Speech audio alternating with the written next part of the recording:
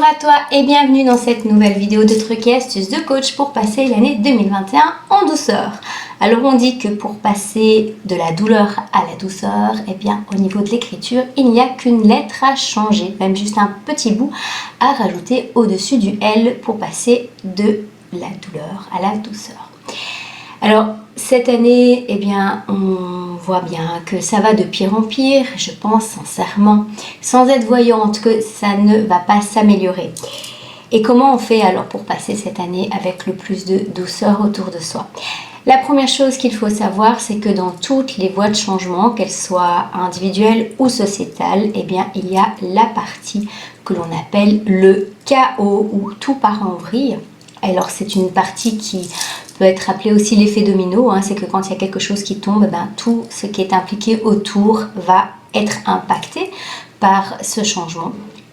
Et donc je te mettrai dans la description le lien de la vidéo où je parle des mécanismes de changement, parce que quand on connaît bien les mécanismes de changement, ça permet de les vivre de manière plus consciente. Alors le thème de la vidéo d'aujourd'hui, c'est comment aller vers l'authenticité. C'est quoi l'authenticité dans le changement sociétal que nous sommes en train de vivre? Alors moi, il y a une phrase phare que j'aime bien rappeler à chaque fois. Personne, c'est qu'on ne sort pas de la manipulation par la manipulation. De nouveau, je te mettrai en lien dans la description le lien de la vidéo où je parle des mécanismes de survie. Alors il faut savoir que quand on sort de la manipulation, et ici nous sommes en grande manipulation sociétale, eh bien il faut savoir que nous avons tous opté pour les mécanismes de survie. C'est tout à fait naturel et c'est tout à fait, je dirais même, positif, parce que sans ces mécanismes-là, on n'en serait pas là où on est aujourd'hui. Mais ces mécanismes de survie, comme nous avons l'habitude de les utiliser, eh bien, nous sommes toujours en stratégie pour pouvoir trouver une solution à notre problème. Et donc, nous ne sommes pas dans la voie de l'authenticité qui est vraiment l'inverse de la manipulation. Alors, il faut savoir que c'est beaucoup plus facile d'être dans l'authenticité quand on est dans un espace sécurisé, qu'il n'y a pas de pression, de chantage affectif, de peur, et que forcément les mécanismes de survie, nous allons les mettre en place lorsque nous avons de l'intimidation ou que nous vivons un problème passif, plutôt de rejet ou d'harcèlement. Que ce soit un harcèlement actif ou un harcèlement passif, parce que ne pas répondre aux gens et les mettre dans un inconfort et les laisser livrer à eux-mêmes, c'est de l'harcèlement passif qui va développer des émotions intenses aussi en nous. Donc pourquoi je dis ça? Parce que finalement, avec tout ce qu'on a vécu au mois de juillet-août, avec tout ce qui est en train de se mettre en place au niveau du pass sanitaire, au niveau de la pression qu'il va y avoir dans les milieux scolaires, il est clair que de plus en plus de personnes cèdent, et c'est le but sous cette pression. Et d'autres personnes qui ne veulent absolument pas se faire vacciner et rentrer, parce qu'il n'y a pas que le vaccin, dans tous ces processus de pass sanitaire, de tracing, de PCR, eh bien, ils pourraient avoir tendance à se dire « Moi, pas de problème, je vais toujours trouver une autre stratégie et donc faire des faux pass sanitaires ou utiliser l'immunité naturelle si on a déjà eu le Covid. » Alors moi, j'invite vraiment à pas dire ce qu'il faut faire, parce que je pense qu'il y a beaucoup de personnes qui s'appellent les lanceurs d'alerte et autres qui ont tendance à nous dire quelle voie prendre, et je pense que c'est un énorme piège, parce qu'il faut savoir que dans toute guerre, il y a des complots et des manipulations des deux côtés, qu'il y a des gens infiltrés. Alors par expérience, pour avoir travaillé depuis 9 ans dans le problème du sectarisme, d'avoir rencontré des gens haut placés, ce qu'on appelait nous, alors c'est pas des lanceurs d'alerte, nous on parle d'activistes au niveau des personnes qui sortent des sectes, eh bien des complots, des abuseurs, des gens qui sont sur la même longueur d'onde que vous pour quelque chose, mais qui ont des mauvaises intentions pour d'autres choses, ça grouille de partout. Donc ça veut dire que c'est pas parce que quelqu'un vous dit quelque chose qui est vrai ou avec lequel vous êtes d'accord, donc il vous donne le discours qui vous convient, que cette personne vous donne des bons conseils ou qu'elle a des bonnes intentions. Et donc, je voudrais quand même mettre en garde sur ça, je l'ai déjà fait pour les personnes qui sortent des sectes, c'est que souvent, quand on sort de la manipulation mentale, on sort de secte, on va de secte en secte, et donc quand on sort de la manipulation du système, on peut passer de lanceur d'alerte à lanceur d'alerte, ou dans les personnes qui nous donnent des conseils. Il y a un adage qui dit que le conseilleur, c'est pas le payeur. Eh ben oui, les personnes qui vont vous influencer, vous dire ce qu'il faut faire ou ce qu'il faut pas faire, quelle pétition il faut signer, quel papier il faut rentrer pour contrer ce problème de vaccination pour les mineurs. C'est pas eux qui vont vivre les conséquences s'il y a des conflits ou d'autres problèmes juridiques. C'est vous-même qui allez les vivre, c'est vous. Donc, je pense qu'il y a des bons conseils, des mauvais conseils, peut-être des bons conseils pour certaines catégories de personnes qui vont s'avérer des mauvais conseils pour d'autres personnes et que donc c'est au cas par cas. Donc je voudrais attirer dans cette vidéo le point sur deux choses. On va venir sur comment être dans l'authenticité. C'est quoi l'authenticité? Mais avant ça, moi je vous encourage vraiment à sortir de vos mécanismes de survie et de stratégie parce que finalement... par exemple, à vouloir demander des faux passes, vous mettez vous-même dans l'illégalité, même si eux le sont illégales, c'est pas une raison pour faire la même chose. Vous donnez vos données à des gens qui ont peut-être des mauvaises intentions. D'ailleurs, ils vous les font payer en général, donc bon, c'est quand même aussi des opportunistes au niveau des faux passes. Et puis, vous rendez la situation floue, parce que finalement, on va croire qu'il y a 90% de personnes qui ont leur passe sanitaire, par exemple, alors que ce ne sera pas vrai puisqu'il y aura des faux.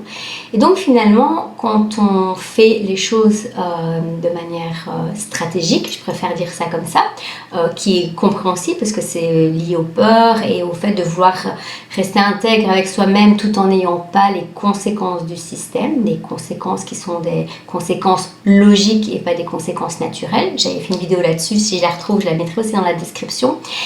Eh bien, si on fait ça, en fait, on va juste, pour moi, on va perdre du temps. Et donc, c'est plutôt au plus de personnes vont révéler avec quoi elles sont d'accord ou pas, mais tout en étant dans l'assertivité, donc dans le respect de l'autre, dans le respect de soi et dans le respect de l'autre, et au plus, on va pouvoir s'en sortir plus vite. Voilà, ça c'était par rapport aux mécanismes de stratégie que je vois par rapport à tout ce qui est en train de se passer. Et pour ça, il faut travailler sur ses émotions. Ces émotions, c'est sur la peur. Alors j'ai déjà fait plusieurs vidéos que je mettrai de nouveau dans la description qui expliquent justement comment on peut travailler sur la gestion de la peur. Et lorsqu'on travaille là-dessus, eh bien, on peut beaucoup plus facilement aller vers l'authenticité, même si on n'est pas dans un endroit sécure. Parce que la vraie authenticité, c'est d'être soi-même. Pour moi, c'est d'être soi-même en tout temps. Alors, je vais te lire, c'est plus pratique de le faire sur mon smartphone que de le faire en PowerPoint pour ces petites choses-là, mais tu le retrouveras sur Internet. C'est quoi l'authenticité d'une personne? Et moi, j'ai beaucoup apprécié cette définition. On dit qu'être authentique, c'est lorsque la tête est en mesure de mettre les mots justes sur ce que le cœur ressent. Souvent, les gens confondent honnêteté et authenticité. Donc, on peut dire à quelqu'un qu'on trouve con, ça c'est d'être honnête, c'est pas spécialement être authentique. Beaucoup de personnes confondent le langage franc, même parfois agressif, parce qu'on n'est pas dans le respect de l'autre, que l'authenticité. Donc l'authenticité, en fait, quand on écoute ça, je vais le relire, c'est lorsque la tête est en mesure de mettre les mots justes sur ce que le cœur ressent. Il y a la tête, puis il y a aussi le côté de l'expression, qui est encore l'affirmation de soi. C'est encore quelque chose de différent. Donc pour être authentique, il faut aussi travailler sur l'affirmation de soi. Donc c'est d'abord aller voir en soi ce qui se passe, comprendre, pouvoir mettre soi-même des mots. Donc c'est une communication vraie avec nous-mêmes. Et puis pouvoir mettre la bonne communication pour pouvoir l'exprimer à l'extérieur. Donc on peut être tout à fait authentique sans être dans l'agressivité. Au contraire, quand on est dans l'agressivité, c'est que quelque chose qui boue en soi et qu'on n'a pas réussi à mettre les bons mots et qu'il y a encore des peurs qui sont derrière et qu'on est dans l'intimidation. Alors il y a ça au niveau de l'authenticité et puis il y a une autre définition qui est par rapport on dit que c'est la qualité de ce qui est authentique, vrai, pur. Voilà, donc en philosophie, c'est une vertu par laquelle un individu exprime avec sincérité et engagement ce qu'il est profondément. Ça veut dire que si on arrive à pouvoir exprimer avec assertivité pourquoi on ne veut pas ceci, pourquoi on ne veut pas mettre de masque, pourquoi on ne veut pas jouer ce jeu-là, vous savez quoi? L'avantage, moi je l'ai vécu, je t'en parlerai dans une prochaine vidéo au niveau de choses que j'ai découvert au niveau de l'éthique des médecins, sur lequel on peut d'ailleurs se baser pour se défendre facilement. Eh bien quand on est vrai, quand on dit ce qu'on ressent, pourquoi on vient, nos intentions, ça va faire un nettoyage autour de nous. Et donc les personnes qui ne sont pas authentiques, elles vont se révéler clairement et elles ne vous donneront pas ce pourquoi vous êtes venu. Donc il faut aussi accepter le non. Être authentique, être soi, c'est être dans sa propre vérité, dans cette pureté. Donc la pureté, c'est aussi il y a la lumière. Et quand on va faire ça, on va pouvoir transmettre un message sans avoir cette intention de faire changer l'autre, pas d'être dans le syndrome du sauveur, juste être soi. Et j'ai fait plusieurs vidéos là-dessus pour montrer qu'on peut et on devrait arriver à éveiller les personnes sans vouloir les éveiller, juste en étant soi et en exprimant pourquoi nous fonctionnons comme ça. Et je vous assure que l'avantage, c'est que vous aurez en face de vous que des personnes authentiques parce que ça va faire un gros nettoyage. D'ailleurs, ici, on arrive en automne et je peux vous dire qu'au niveau de la manipulation, il y a un énorme nettoyage qui se fait dans plein de domaines différents. Voilà, ça c'était ce que j'avais à dire au niveau de l'authenticité. Donc, je vais mettre le plus possible de liens dans la description parce qu'il y a eu plusieurs vidéos que j'ai faites, aussi une vidéo importante, il y en a deux qui sont importantes, une sur la solution, donc le fait de ne pas chercher les solutions à l'extérieur mais de se connecter à soi-même au moment où on en a besoin pour trouver la solution qui est bonne pour soi et sa famille, qui ne sera pas les mêmes pour tout le monde. Et puis, donc c'est vraiment au cas par cas en fait, sinon ce serait trop facile, n'est-ce pas?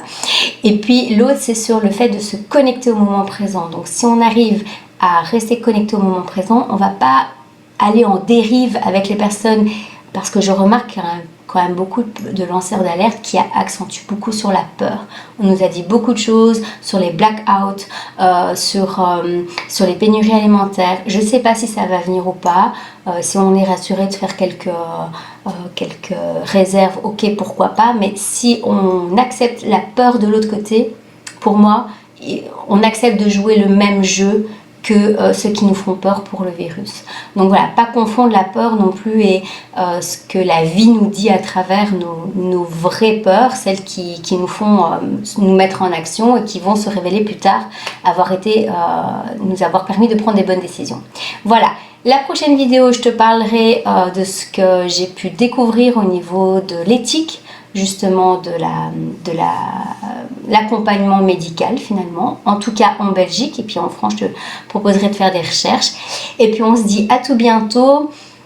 Je te souhaite la meilleure rentrée qui soit dans ta propre situation et de prendre vraiment des bonnes décisions avec tout ce que tu entends, mais vraiment connecté à ta situation à toi, avec tout ce qui est factuel.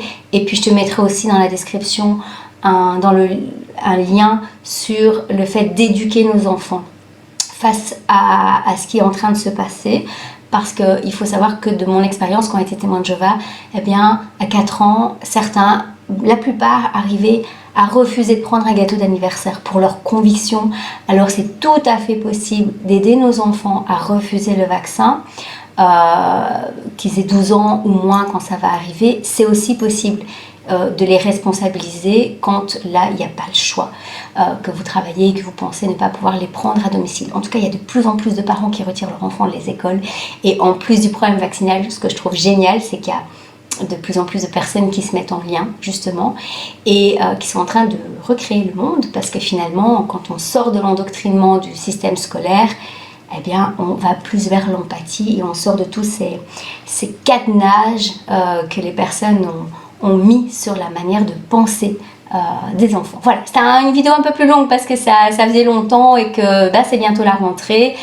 Et à tout bientôt. Et fais au mieux, prends tes bonnes décisions pour toi, ne te laisse pas influencer et manipuler par un côté ou par l'autre. Suis vraiment la voix de ton cœur et tu verras que tout se passera bien.